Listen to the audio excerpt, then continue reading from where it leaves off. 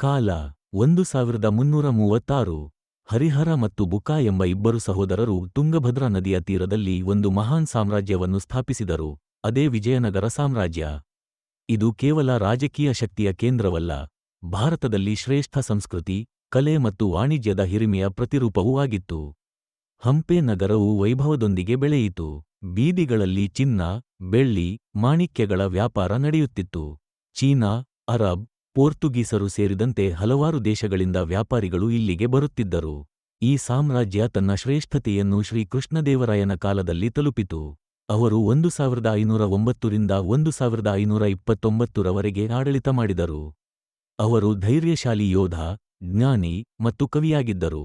ಅವರ ಅಮುಕ್ತಮಾಲ್ಯದ ಕಾವ್ಯವು ಇಂದಿಗೂ ತೆಲುಗು ಸಾಹಿತ್ಯದ ಅಮೂಲ್ಯ ಗಾದೆ. ಅವರ ಕಾಲದಲ್ಲಿ ಕಲೆ ಮತ್ತು ಸಾಹಿತ್ಯ ದೊಡ್ಡ ಮಟ್ಟದಲ್ಲಿ ಬೆಳೆಯಿತು. ತೆನಾಲಿ ರಾಮ ಅವರ ದರ್ಬಾರದ ಪ್ರಸಿದ್ಧ ಜಾಣಮೆಗಾರನಾಗಿದ್ದ. ಅವನು ತನ್ನ ತೀಕ್ಷ್ಣ ಬುದ್ಧಿ, ಹಾಸ್ಯಬರಹದಿಂದ ರಾಜನನ್ನು ಮತ್ತು ಜನರನ್ನು ಮೆಚ್ಚಿಸುತ್ತಿದ್ದ. ವಿಜಯನಗರದ ದೇವಾಲಯಗಳು ವಿಶೇಷವಾಗಿದ್ದವು. ವಿಠ್ಠಲ ದೇವಾಲಯ ಮತ್ತು ಅದರ ಸಂಗೀತ ಶಿಲಾಸ್ತಂಭಗಳು, ಸ್ಟೋನ್ ಚರಿಯಟ್, ಲೋಟಮಹಲ್, ಹಜಾರರಾಮ ದೇವಾಲಯ ಇವೆಲ್ಲವೂ ಶಿಲ್ಪಕಲೆಯ ಅದ್ಭುತ ನಿದರ್ಶನಗಳಾಗಿವೆ. ಆದರೆ ಈ ವೈಭವ ಶಾಶ್ವತವಾಗಲಿಲ್ಲ.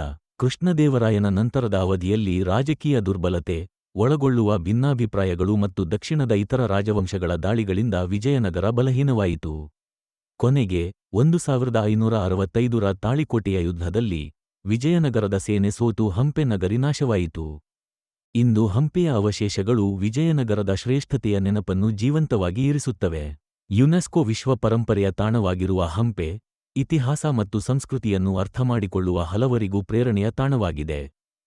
ವಿಜಯನಗರ, ಶಕ್ತಿ, ಕಲಾ, ಧರ್ಮ ಮತ್ತು ಸಂಸ್ಕೃತಿಯ ಶಾಶ್ವತ ಚಿಹ್ನೆ.